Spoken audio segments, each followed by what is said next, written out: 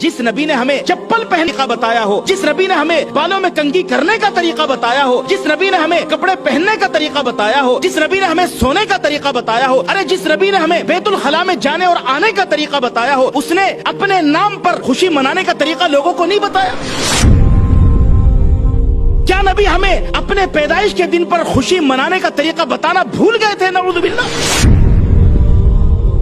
हर आने वाला साल पिछले साल को शर्मिंदा करता है, हर आने वाला साल खुराफात में इजाफा करता है। मैंने अपनी इन गुनहगार आंखों से देखा कि नबी सल्लल्लाहु अलैहि वसल्लम के नाम पर डीजे बज रहा था, उसमें गाने चल रहे थे और उसके सामने डांस हो रहा था, और ये नबी के नाम पर हो रहा था।